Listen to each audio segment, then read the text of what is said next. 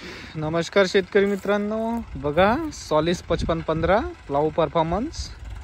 तर बघा शेतकरी मित्रांनो, सॉलिस 5515 55 HP चा ट्रॅक्टर आहे आणि प्लाऊची डीप पाहू शकता तुम्ही। बघा हा जो पाय आहे पाहू शकता आहे, हा टोंगडा तुम्हाला दिसत नसेल व्हिडिओमध्ये। बघा टोंगड्याच्या आसपास इथपर्यंत नांगरण चालला आहे आपला, पाहू शकता तुम्ही। बघा बघा शेतकरी मित्रांनो, या टोंगड्याच्या आसपास नांगरणी चालली आहे। तर कशा प्रकारे प्लाऊ होऊन राहिला, तर हे छोटासा तुकडा आहे।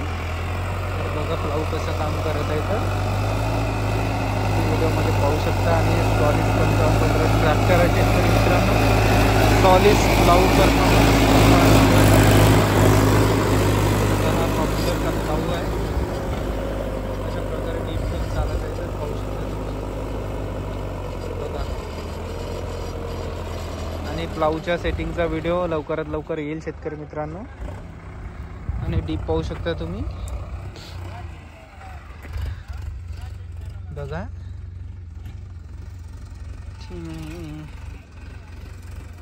अशा प्रकारे सॉलिस ट्रॅक्टरचा परफॉर्मन्स आहे आणि पॉप्युलरचा प्लाऊ आहे।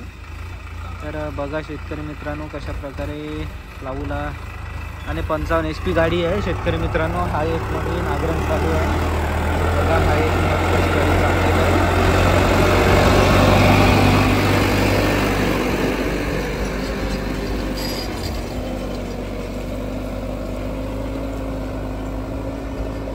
तर बघा कशा प्रकारे गाडी चालली आहे मक्खनमध्ये, हा एक मध्ये। यावेळेस आमच्याकडे पाऊस आला त्याच्यामुळे जागा ज्या प्रमाणात पाहिजे त्या प्रमाणात हार्ड नाही आहे शेतकरी मित्रांनो। त्याच जागी आपण मेसी 9000 लावली तर शेतकरी मित्रांनो त्याला लो 3 मध्ये गाडी याच्यामध्ये चालवा लागल, नाहीतर एवढी डीप नाही घेणार आपली गाडी। तुम्ही पाहू शकता डीप किती डीप आहे। तर आपल्या प्लाऊची 1 ते 1.5 फूट पर्यंत आपली मातीवर उचलून राहिली आहे या साईडची। आणि थोडंसं प्रॉब्लेम गाडीला एकच आहे का, जे आपल्या काटासाठी थोडंसं गाडीचं डिस्टन्स एरिया टर्निंग रेडियस कमी आहे, त्याच्यामुळे काटासाठी थोडासा त्रास होतो।